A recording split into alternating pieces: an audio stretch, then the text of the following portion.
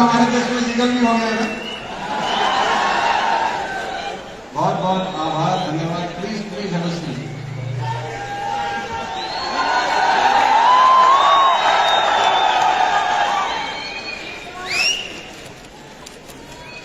I love you all. Please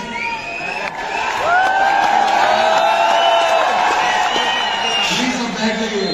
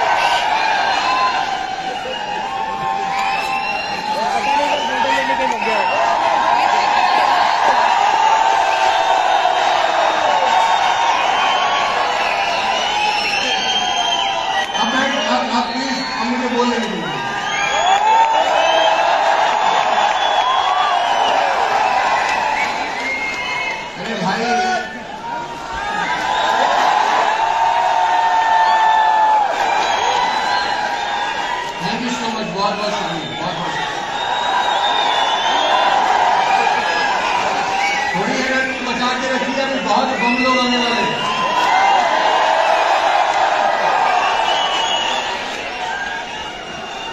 अच्छा अब मुझे बोलने दीजिए। बदमाशी मत करो, बोलने दो। तो बहुत बहुत शुक्रिया, बहुत बहुत धन्यवाद आप सब दोस्तों का, और आभार व्यक्त करता हूं। सबसे पहले तो मैं शुक्रिया अदा करना चाहूंगा उस परमपिता परमेश्वर का, जिसकी वजह से आज इतना शुभ दिन आया कि हम सब लोग एक ही आंगन में, एक ही ऑडिटोरियम में कोविड-19 के बाद ये वेस्टेज पीएसएस का पहला इस तरह का बड़ा इवेंट हम लोग कर पा रहे हैं। एक बार जोरदार तालियां उस परमपिता परमेश्वर।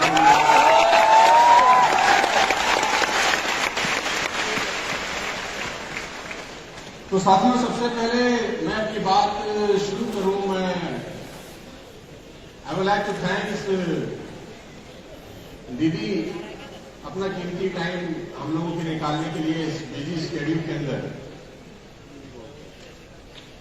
Assistant commissioner of police Surendrajit Kaur ji का मैं बहुत बहुत आभार व्यक्त करता हूं कि अपना सो प्रीशियस टाइम हमारे लिए निकाला। और सबसे अच्छी बात है कि कहते हैं पुलिस कभी टाइम पे नहीं आती, लेकिन ये टाइम पे आती है।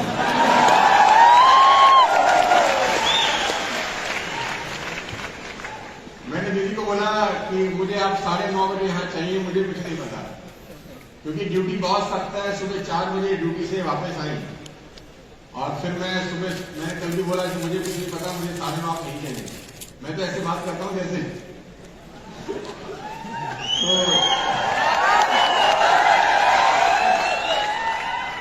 तो बच्चा समझ के माफ कर दीजिए।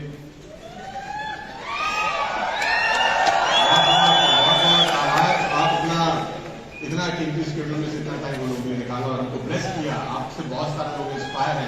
अभी आपको दीदी की कहानी सुनने को मिलेगी उन्हीं की जबानी, तो इंतजार करिए उस घड़ी का जब ये स्टेज पर आएंगे। बहुत बहुत शुक्रिया। इस पूरे के पूरे प्रोग्राम की जो आत्मा है, इस पूरे, अगर हम सारा शरीर है तो बिना आत्मा के शरीर बेमानी होता है। शरीर का कोई वैल्यू नहीं है अगर उसमें से आत्मा निकल जाए। और हम सब जानते हैं कि टीएसएस की जो आत्मा है ना, वो हमारे सामने बैठे हैं हमारे पिता तुल्य श्री गौतम बाली। हमारी आत्मा नहीं है।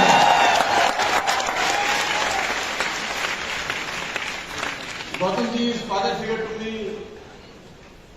आज मेरे पिता के बराबर I lost my father in covid second wave. और मुझे बहुत अच्छे से मालूम है कि गौतम जी अगर हमको अपना ब्लेसिंग, हमको अपना आशीर्वाद, हमको अपनी गाइडेंस और इनके पास जो एनर्जी है वो नहीं देते, तो आज जो कुछ भी हमने छोटा मोटा किया हम कभी नहीं कर पाते। तो all credit goes to the man जिनको मैं अपनी आंखों के सामने देख रहा हूं, गौतम भाई। इस एज में जो एनर्जी गौतम सर के पास है वो रिमार्केबल है। हिमाचल, कभी कश्मीर, कभी Guwahati, Gujarat, you name the city, ये बताएंगे कि मैं वहां कब जा रहा हूं या जाके आ चुका हूं। आप सिटी का नाम बताइए, ये डेट बता दीजिए कि मैं कब गया था या कब जाने वाला हूं। इस शानदार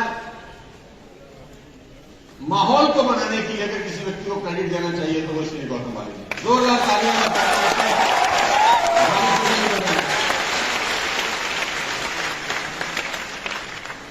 उसके बाद शुक्रिया अदा करता हूं उन लोगों का जो के ट्रॉफी अचीवर्स है, जो मेरे बिल्कुल आंखों के सामने बैठे हैं, जिनको आज किया जाने वाला है इस कोविड-19 के इस कठिन दौर के अंदर।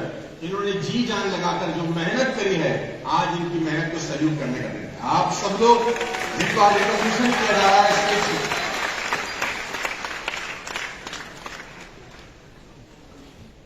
आप लोगों की मेहनत रिमार्केबल है।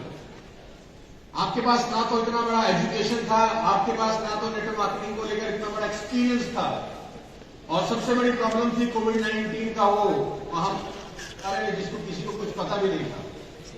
फिजिकल से डिजिटल कैसे जाना है नोबडी नोस, लेकिन आपकी जो मेहनत है, आपका जो जुनून है जिंदगी में आगे बढ़ने का, उसने पिछले 32 महीने में हमारे सफर को और आसान बना दिया। तो मैं खास तौर पर इन लोगों के लिए ताली बजाना चाहता हूं जो आगे बढ़ने सालों में जोड़कर होनी चाहिए, क्योंकि ये वो लोग हैं, ये लोग हैं जिन्होंने अपनी मेहनत से पिछले 32-30 महीने का जो हमारा टर्नओवर रहा वो 200 करोड़ से ऊपर का किया, मोर देन 200 करोड़। जहां लोगों की जॉब जा रही थी, जहां लोग स्ट्रगल कर रहे थे अपनी जिंदगी के अंदर, जहां फाइनेंशियल क्राइसिस थे, वहां ये सब लोग नेटफ्लिक्स ने लोगों के लिए लाइफ बोर्ड का काम किया। तो आप सबको सैल्यूट है यार, जितने लोग मेरी आंखों के सामने बैठे हैं, आंखों के तारे हुए एक्चुअली आप, तो आपके लिए बहुत बहुत धन्यवाद, आभार। और सबसे आखिरी में आभार उन लोगों का जिनके बिना ये माहौल बिल्कुल शून्य है, और वो है आप, जो न जाने कहां से हिंदुस्तान की कोने से आप आए। मैं स्पेशली सैल्यूट करता हूं उन लोग, 17 तारीख को भी यहां पर थे, वेस्टेज का मैच चल रहा था, मुझे मौका था स्टेज पर आकर 2 मिनट बात करने का, और आज करीब 1 महीने के बाद मैं फिर आपके सामने हूं। मैंने उस दिन भी कहा कि सबसे ज्यादा अगर कोई थैंक्स का अधिकारी है तो वो लोग हैं जो यहां और पीछे बैठे। ये खास तौर पे वो लोग हैं जो लगाएंगे। मैं जानता हूं बहुत स्ट्रगल रही होंगी यार, बहुत सारे पैसे लगते हैं आने में, मैं जानता हूं belong to poor middle class family. मैं जानता हूं ट्रेन का टिकट लगता है, पैसा खर्च होता है, तत्काल में टिकट कराया होगा तो कॉस्ट ज्यादा होगा, मैं ये भी जानता हूं। यहाँ आने का कॉस्ट आपसे ज्यादा कोई नहीं जानता। कुछ लोग उधार लेके भी शायद आए होंगे इस प्रोग्राम को अटेंड करने के लिए, क्योंकि वो जज्बा उनमें है, क्योंकि उनको पता है कि एक बार वहां चले जाएंगे तो हमको हमारे सपने पूरे करने की चाबी मिल जाएगी। तो सैल्यूट आप लोगों को।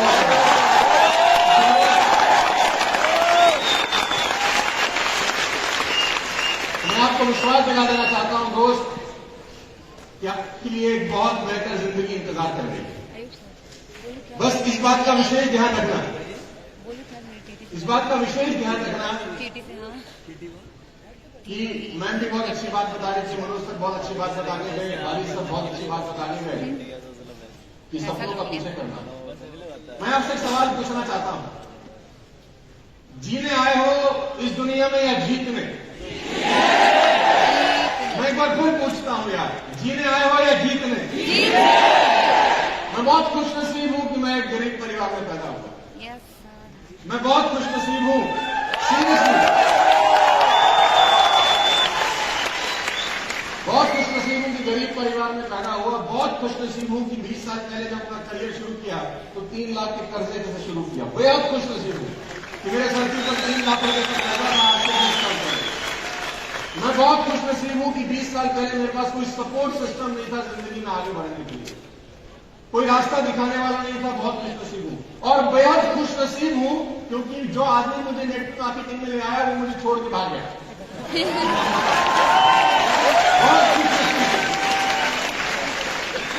और मैं इस रास्ते में अकेला हो गया क्योंकि अमीर बनने का मौका ईश्वर सिर्फ गरीब लोगों को ही देता है।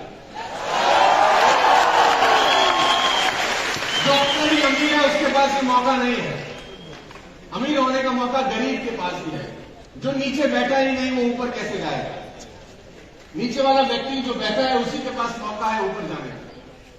साथियों, गंगोत्री से गंगा सागर की दूरी तो मुर्दा भी तय कर लेता है, उसमें कोई महानता नहीं है। आप मुर्दे को गंगोत्री में बहा दो तो गंगा सागर पहुंच जाएगा, उसमें उसका कोई आर्ट नहीं है, वो तो पानी का बहाव है जिसको ले जाएगा। लेकिन भुजाओं का बल दिखाना हो तो गंगा सागर से गंगोत्री की तरफ दौड़ना होता है, तैरना होता है।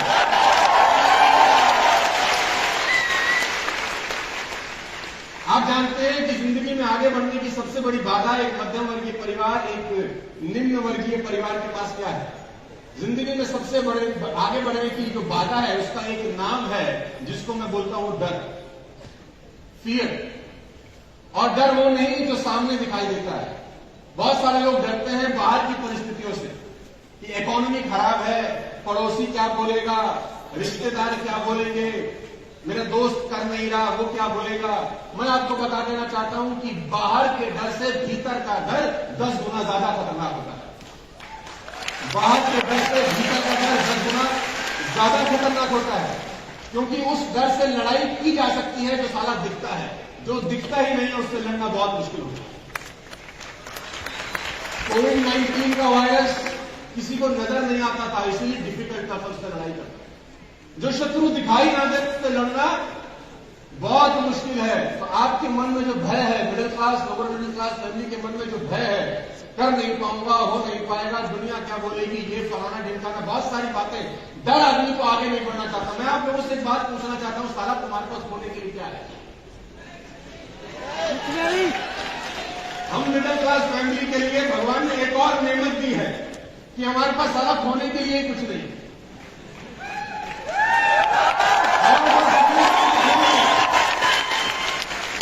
तो मैं आपसे पूछना चाहता हूं, खोने के लिए कुछ नहीं है तो डरने की जरूरत? जब खोने के लिए कुछ है ही नहीं तो डरने का जरूरत क्या है? जो कुछ आएगा वो आएगा ही आएगा, जाने वाला कुछ नहीं है ही नहीं, तो जाएगा कहां से? सावधान रहिएगा इस यात्रा में उन लोगों से जो तुम्हारे सपने चुराएंगे। सावधान रहिएगा उन लोगों से जो ड्रीम स्टीलर्स हैं। आपके मकान का सामान चोरी हो जाए तो वापस हो सकता है, उसको हासिल किया जा सकता है। आपकी कार चोरी हो आ सकती है, लेकिन कोई तुम्हारे सपने तुम्हारे पल्लू से चुरा के ले जाए तो उसको वापस लाना दुनिया का सबसे मुश्किल काम है। तो सावधान रहिएगा उन लोगों से जो तुम्हारे सपने चुराने आएंगे। इस प्रोसेस में गालियां बकेंगे तुमको, घबराना नहीं। बस मैं तुमको बता दूं, शिशुपाल ने भगवान कृष्ण को 100 गालियां दी थी। शिशुपाल ने भगवान कृष्ण को 100 गालियां दी थी। जब भगवान कृष्ण 100 गाली सुन सकते हैं तो मैं और आप कम से कम 1 लाख तो सुन सकते हैं।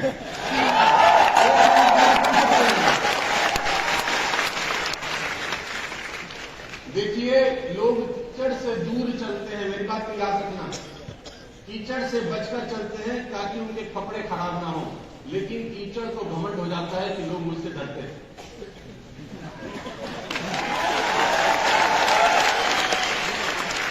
दूर रहिए ऐसे लोगों की संगति से जो आप पे छींटाकशी करते हैं, और एक ही बात बोलिए, 5 साल आप वो करिए जो आप कर रहे हैं, और 5 साल हमको वेस्टेज करने दीजिए। 5 साल के बाद बताएंगे कि तुम किस जगह पर पहुंच गए और हम किस जगह पर पहुंच गए।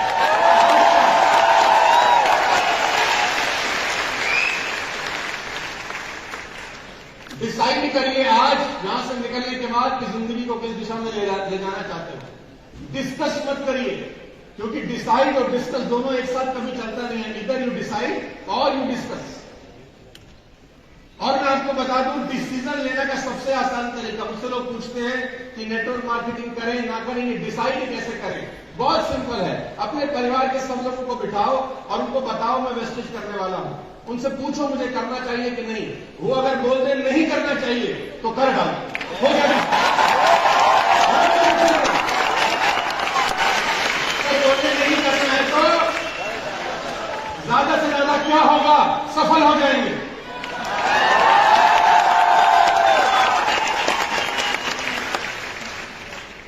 There are two ways of life, ladies and gentlemen, boys and girls. One is easy, one is right one. आपकी जिंदगी में 2 रास्ते हैं, एक आसान एक सही। दुर्भाग्य है आसान रास्ता कभी सही नहीं होता और सही रास्ते कभी आसान नहीं होते। Unfortunately, the right one will never be an easy one, and the easy one will never be a right one. और मुझे नहीं पता कि आप कौन से रास्ते पे चलने वाले हैं। वो कहते हैं कि झरनों से मधुर संगीत कब फूटता अगर राह के पत्थर ना होते। रास्ते में पत्थर ही उसकी ध्वनि बनाते हैं, बहुत बढ़िया। तो पत्थर आने चाहिए, तकलीफें आपकी और हमारी जिंदगी का हिस्सा होनी चाहिए। और प्रकृति ना तो रिवॉर्ड करती है ना पनिश करती है। मैं आपको बता दूं, कुदरत, universe will not punishing you, universe will not rewarding you, universe is only responding you. कुदरत सिर्फ रिस्पॉन्ड करती उन बातों को जो तुम बाजार में करने वाले हो। अच्छे के साथ दुनिया अच्छी होती है, खराब के साथ खराब क्यों हो जाती है। इस बात को हमेशा ध्यान रखना लेडीज एंड जेंटलमैन। कि आप अपनी कार के अंदर, अपने घर के अंदर अगर एफएम में गाना सुनते हैं ना, 102.4 पे गाना बज रहा है, कोई एक बहुत सैड सॉन्ग, एक सैड सॉन्ग बज रहा है। एग्जाम्पल मदर इंडिया का गाना है, दुनिया में आए हैं तो जीना ही पड़ेगा। गाना है और तो बड़ा अच्छा गाना है, लेकिन इसकी ये लाइनें बड़ी सैड है कि दुनिया में आए हैं जीना ही पड़ेगा, जीवन अगर जहर तो साला जीना ही पड़ेगा। और आप वो गाना सुन रहे हैं तो ये आपकी चॉइस है। मैं सिर्फ इतना कहता हूं कि 102.4 से ट्यून करके अगर 93.5 पे एफएम सेट कर लिया तो वहां ये भी गाना बज रहा है कि छोड़ो कल की बातें, कल की बात पुरानी, नए दौर में लिखेंगे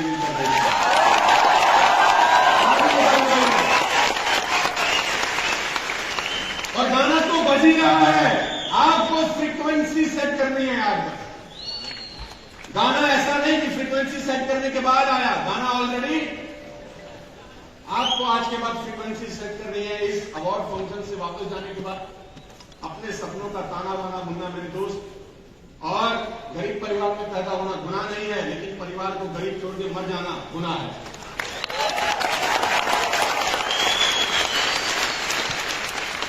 आपका जन्म, आपकी मृत्यु आपके हाथ में नहीं है। होती है क्या? इसके बीच का सारा प्रोसेस सारा आप ही के हाथ में है।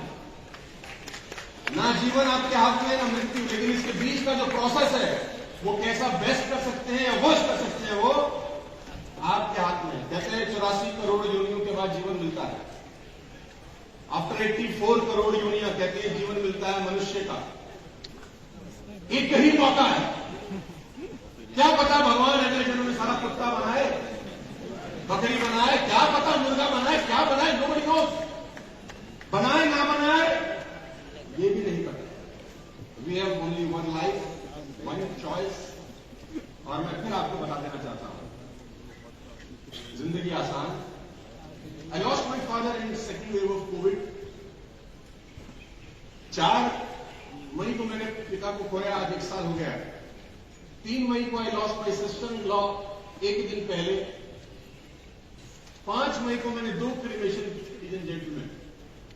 कहना बहुत आसान होता है, राउंड पे खड़े हो जाते हैं, रूह कांप जाती है। क्या आप सुबह भी एक संस्कार कर रहे हैं, शमशान घाट जाते हैं और शाम को भी संस्कार कर रहे हैं। और रूह तब कांपती है जब आपकी वाइफ भी 99.9% लंग्स खत्म हो चुके हैं जिससे, और वो आईसीयू में सीवियर कंडीशन में जिंदगी और मौत के बीच में जूझ रही है। 27 दिन she was hospitalised in ICU. और तकलीफ तब ज्यादा होती है जब आपको खुद को कोविड है, 90% आपके भी लंग जवाब दे चुके हैं और आप असहनीय हैं, कुछ नहीं कर सकते। आप सिर्फ होते हुए देख रहे हैं कि मेरे साथ ये क्या हो रहा है।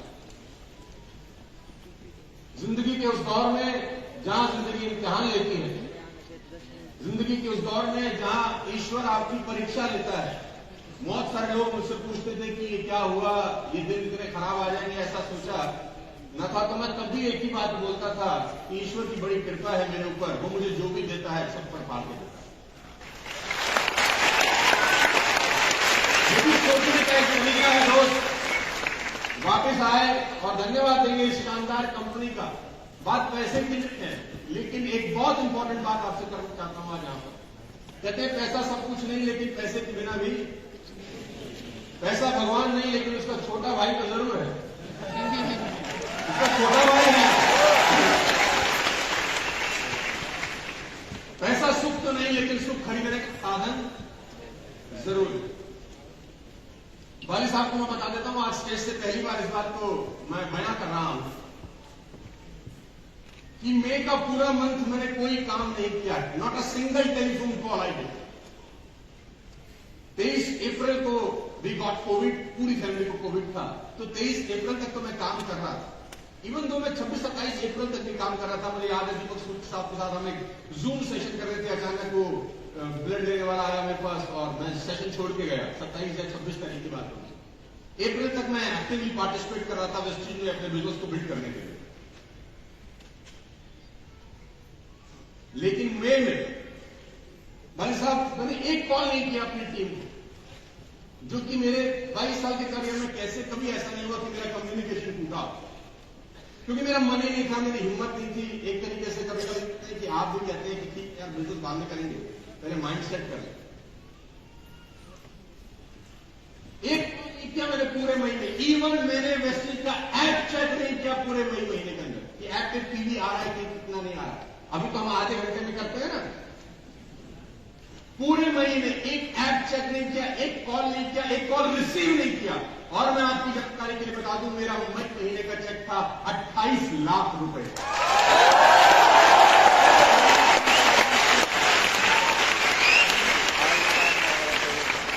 लोग पूछते हैं कि वेस्टेज क्यों करनी चाहिए, क्या अभी भी बताने की जरूरत है कि साला क्यों करना चाहिए? कौन सा बिजनेस आपको बिना काम किए 5 पैसे भी देता है? बाजार में चले जाइए, बाजार में सारा काम करने के पैसे नहीं मिलते। मुझे उस महीने 28 लाख रुपए मिले। बात पैसे की नहीं है, अब पैसे की नहीं है, बात है उस सिस्टम की जो आपके बिना भी आपको पैसा देता है। एकमात्र ऐसा बिजनेस है, मैं सब नौजवानों को बोलना चाहता हूं, एक दिन ओढ़कर मिट्टी हम हमेशा के लिए सो जाएंगे, है ना? है कि नहीं? एक दिन ओढ़कर मिट्टी बेनिशान हो जाएंगे, वक्त सबका आता है, हमको भी चले जाना है। लेकिन हमारे बाद एक तो मात्र ऐसा बिजनेस है जो आपके फैमिली में किसी भी चीज की हो जाए, पैसे की नहीं होने देगा। अगर 5 साल हमने लग के काम कर लिया, 5 साल मैं सबको आह्वान करना चाहता हूं कि आइए मिलकर 5 साल इस बिजनेस को बिल्ड करते हैं तन मन धन से और आगे बढ़ते हैं। बहुत भावुक मोमेंट है आज मेरे लिए खास तौर पर, क्योंकि महीने जब मैंने अपना करियर शुरू किया इस परिवार के अंदर, लोग हंसा करते थे मुझे। ये फ्री का काम है जो लोगों को मैं देता हूं आजकल, या आप हंसिए। लोग हंसते थे, लोग हमें बोलते थे कि तुम तो 2 लाख से आए हो, मल्टीलैक कैसे बिल्ड करते? और 30 महीने में अपने लोगों को दिखा दिया कि हिम्मत मर्दा और मदद खुदा।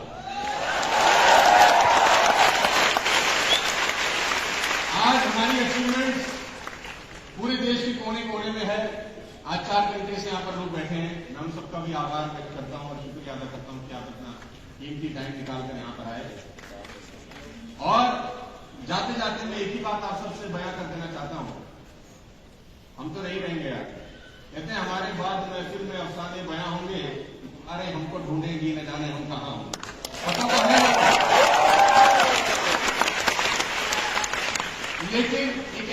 प्लेटफॉर्म, एक ऐसा सिस्टम वेस्टेज हम दिया है कि आने वाली जनरेशन हम पे फक्र करेंगी कि हमारे पापा, हमारे भाई, हमारी वाइफ, हमारे दोस्त उस दौर में वेस्टेज किए जिस वक्त में गौतम बाली जी स्टेज पर खड़े होकर लोगों को मोटिवेट किया करते थे। 20 साल, 30 साल, 40 साल के बाद, 50 साल के बाद, 70 साल के बाद हम नहीं रहेंगे, कोई नहीं रहेगा, लेकिन वेस्टेज रहेगा। आने वाली जनरेशन वेस्टेज का बिजनेस बिल्ड करेंगे। इस जुनून के साथ, सपने के साथ यहां से बाहर जाइएगा दोस्त, क्योंकि बाजार में लोग आपके गिरने का इंतजार कर रहे हैं। उनका इंतजार अनंत काल तक चलना चाहिए।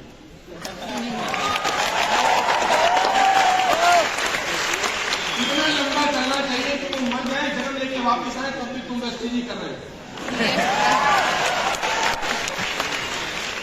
मेरी शुभकामनाएं आप सबके साथ हैं।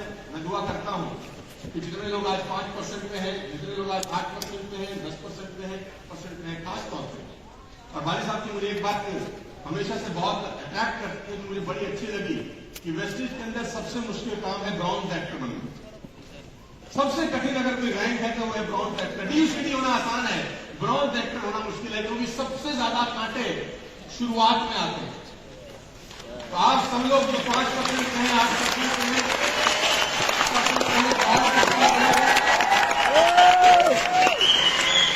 वादा करिए अपने आपसे दो। मैं आपसे 2 आहुतियां मांग रहा हूं यहां से जाने से पहले। आप देना चाहते हैं तो ही कहूं कुछ।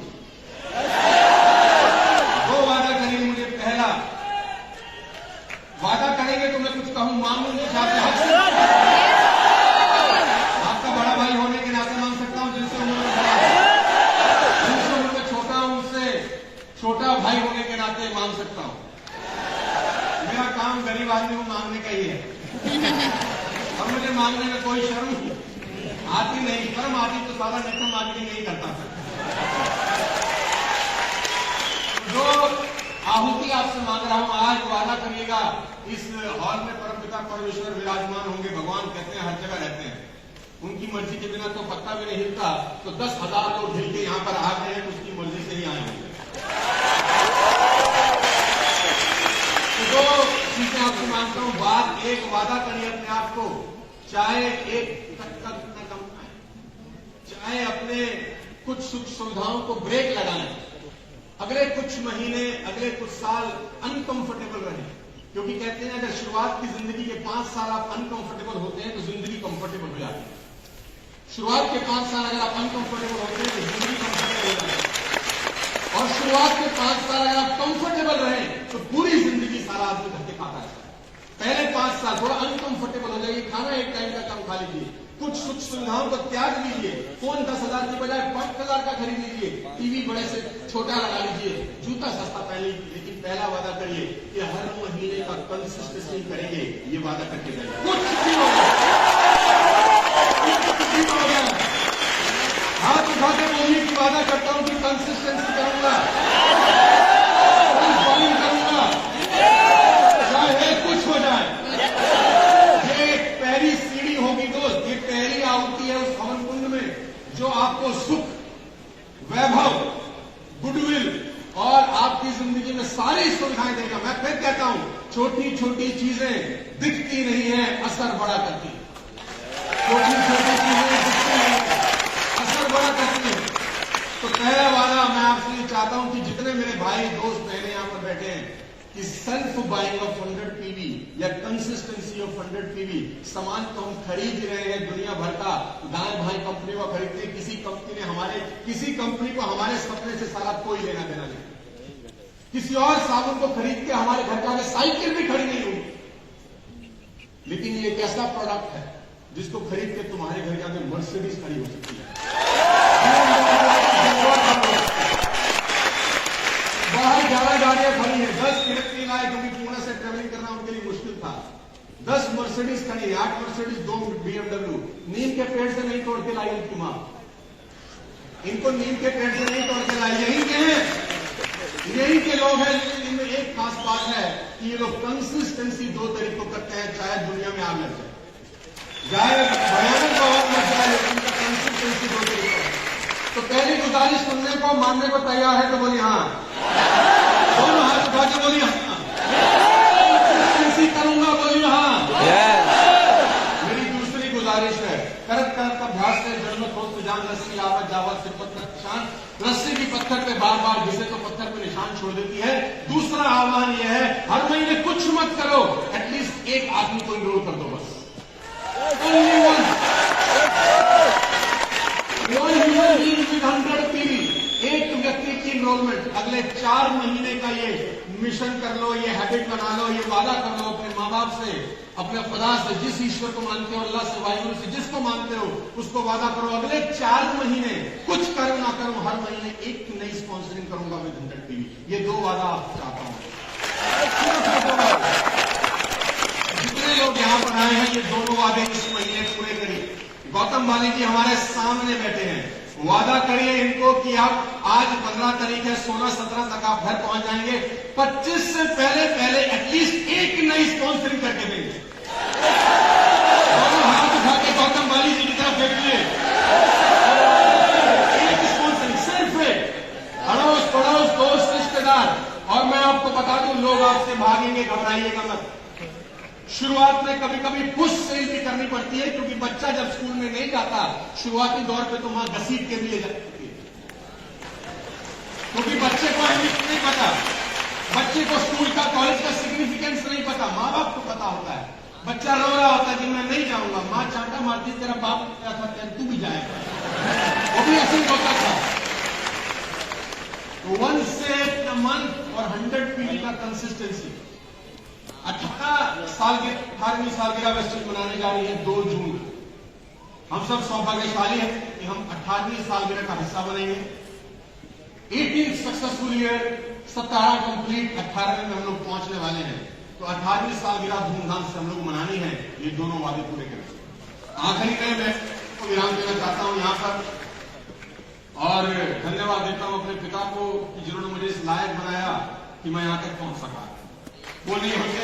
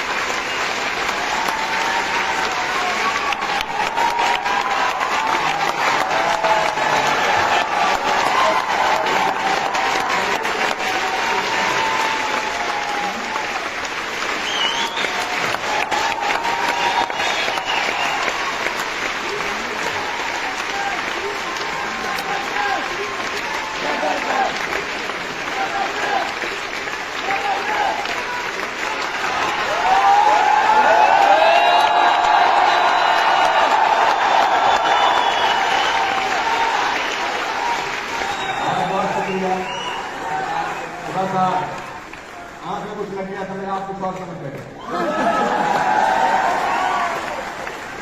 बहुत बहुत धन्यवाद, शुक्रिया आप सबका इस प्यार मोहब्बत देने के लिए और मैसेज पे भरोसा करने के लिए। बहुत बहुत आपका आभार देना चाहता हूँ। वापस जाके एक अलग इंसान बन के यहाँ से वापस जाना, और जब वापस पहुंचो तो ऐसा बन के जाना कि घर वाले भी ना पहचान।